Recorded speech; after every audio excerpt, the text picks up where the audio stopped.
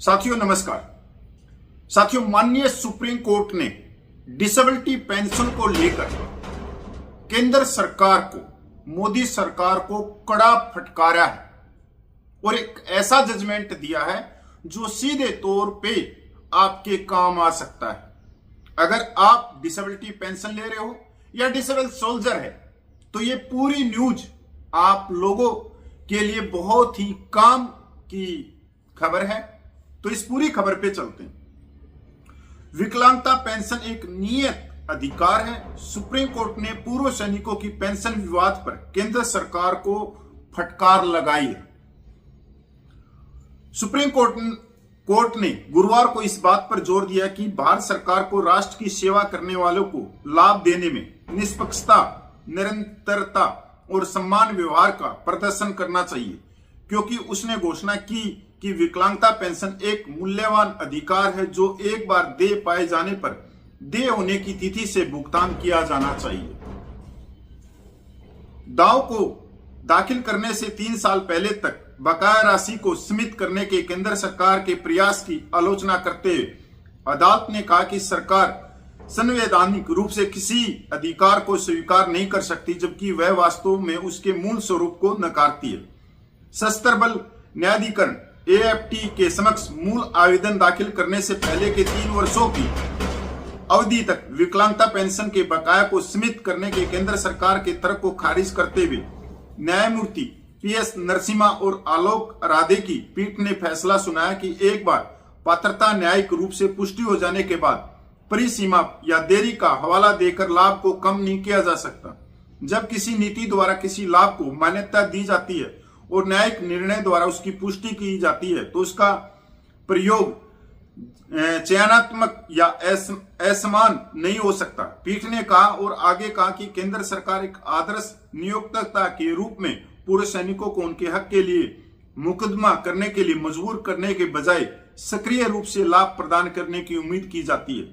यह फैसला भारत सरकार और पूर्व सैनिकों द्वारा दायर अपीलों के एक समूह पर आया है। विवाद AFT के परस्पर विरोधी निर्णयों से उत्पन्न हुआ था। कुछ बेंचों ने 1 जनवरी 1996 या 1 जनवरी 2006 जैसे निर्धारित कट ऑफ तिथियों से बकाया भुगतान का निर्देश दिया था, जबकि अन्य ने बकाया भुगतान को आवेदन दाखिल करने से 3 साल पहले तक सीमित कर दिया था। केंद्र सरकार की शिकायत केवल बकाया राशि के भुगतान के लिए बिना किसी समय सीमा के दिए गए निर्देशों तक सीमित थी। अटॉर्नी जनरल और वेंकट रेमानी द्वारा प्रतिनिधित्व करते हुए केंद्र ने तर्क दिया कि बकाया राशि के दावे परिसीमा अधिनियम 1963 और AFT अधिनियम के प्रशासनिक प्रावधानों द्वारा शासित होते हैं। याद की निरंतर गलत कार्य के मामले में भी उसने दावा किया कि बकाया राशि निर्धारित परिसीमा अवधि से आगे नहीं बढ़ सकती। दूसरी ओर पूर्व सैनिकों ने तर्क दिया कि बकाया राशि प्राप्त करने का अधिकार सर्वोच्च न्यायालय के 10 दिसंबर 2014 के फैसले के बाद ही स्पष्ट हुआ, जिसमें भारत संघ बनाम राम अवतार मामले में यह पुष्टि की गई थी कि सैन्य सेवा के कारण या उनसे बड़ी विकलांगता के साथ कार्यकाल पूरा करने पर सेवानिवृत्त होने वाले सशस्त्र बलों के कर्मियों को विकलांगता पेंशन के ब्रॉड बैंडिंग का लाभ प्राप्त करने का अधिकार है। उन्होंने कहा कि बकाया राशि से इनकार करना या उस पर प्रतिबंध लगाना एक नियमित अधिकार से वंचित करना है। नीतिगत पृष्ठभूमि का पता लगाते हुए अदालत ने पाया कि रक्षा मंत्रालय के 31 जनवरी 2001 के निर्देशों ने विकलांगता पेंशन पर 5वें वेतन आयोग की सिफारिशों को लागू किया, जिसके बाद 2006 और 2010 के बाद के संचारों ने कुछ मामलों में 20% विकलांगता सीमा को हटा दिया और व्यापक बैंडिंग लाभों को अधिक व्यापक रूप से विस्तारित किया गया। हालांकि 2001 के नीति में विकलांगता के कारण सेवानिवृत्त होने वाले कर्मियों को शामिल नहीं किया गया। AFT ने 2010 में इसे बहिष्करण को रद्द कर दिया और राम अवतार 2014 मामले में सर्वोच्च न्यायालय की 3 न्यायाधीशों की पीठ ने केंद्र द्वारा दायर 800 से अधिक अपीलों को खारिज करते हुए फैसला सुनाया कि कार्यकाल पूरा होने पर सेवानिवृत्त होने वाले भी व्यापक वेतनमान के हकदार हैं यदि उनकी विकलांगता सेवा के कारण हुई हो या सेवा से बढ़ गई हो। सभी अदालतें और न्यायाधिकरणों पर बाध्यकारी इस फैसले ने पूर्व सैनिकों के अपने अधिकारों का दावा करने में आने वाली बाधा को दूर कर दिया। न्यायालय ने गुरुवार को अपने इस फैसले में इस बात पर जोर दिया कि पेंशन न तो कोई उपहार है और न ही राज्य की कृपया पर निर्भर कोई अनुग्रह राशि है। यह अतीत की सेवा के लिए मुआवजे का एक विनियमित हिस्सा है और निर्धारित शर्तों की पूर्ति होने पर एक नियत लागू करने योग्य अधिकार में परिवर्तित हो जाता है। पेंशन संबंधी अधिकार समिति के समान है और इन्हें कानून के अधिकार के अलावा रोका, कम या समाप्त नहीं किया जा सकता। पीठ ने कहा यह सिद्धांत विकलांगता पेंशन पर पूरी तरह से लागू होता है। इसे उदारता का मामला नहीं बल्कि राष्ट्र की सेवा में किए बलिदान की मान्यता बताया। अदालत ने स्वयं सरकार द्वारा जारी किए गए संचारों पर ध्यान दिया, जिसमें 15 सितंबर 2014 का पत्र, 18 अप्रैल 2016 का आदेश शामिल है, जिसमें अदालत और न्यायाधिकरण के निर्देशों के क्रियान्वयन की स्वीकृति दी गई थी। यह निर्देश 1 जनवरी 1996 या 1 जनवरी 2006 जो भी लागू हो से विकलांगता पेंशन के बकाया का भुगतान करने के संक्षेप नीतिगत निर्णय को दर्शाते हैं। अदालत ने दर्ज किया कि ये निर्णय पूर्ण वित्तीय सहमति से लिए गए थे, जहां राज्य ने स्वयं सुविचारित नीतिगत निर्णय द्वारा निर्धारित किया है। विकलांगता पेंशन का बकाया एक निर्दिष्ट कट ऑफ तिथि से दे, वहां बाद में राज्य के लिए उचित नहीं है कि वह अपने निर्णय से पीछे हट जाए और यह तर्क दे कि ऐसा बकाया दावे से पहले के 3 वर्षों की अवधि तक ही सीमित होना चाहिए।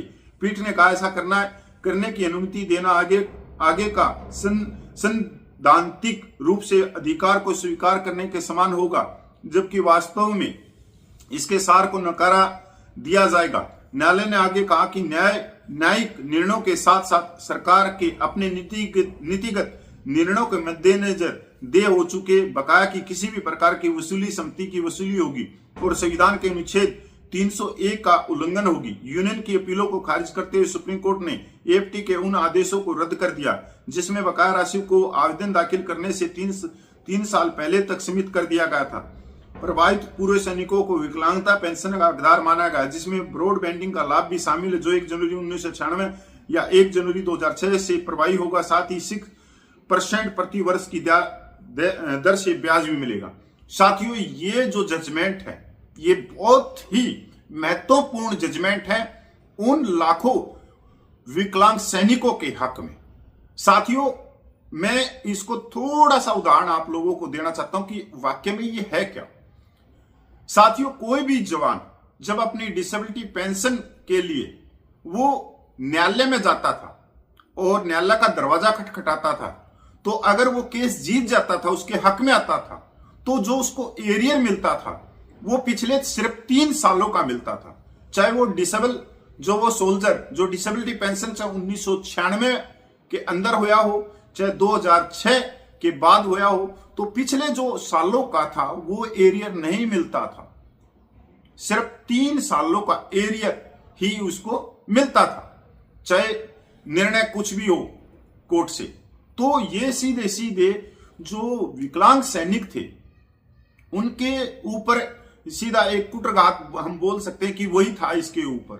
अब क्या हुआ कि न्यायालय ने यह कह दिया कि वो केस कभी भी जीते पर एरियर उसको पूरा देना पड़ेगा, चाहे वो 10 साल का हो चाहे 15 साल का हो। तो सीधे सीधे ये सैनिकों के हक में माननीय सुप्रीम कोर्ट का एक अहम फैसला, और इसके लिए मैं माननीय सुप्रीम कोर्ट का बार बार धन्यवाद करता हूं कि ये लाखों विकलांग सैनिकों के हक में ये फैसला है। साथियों, नमस्कार, जय हिंद।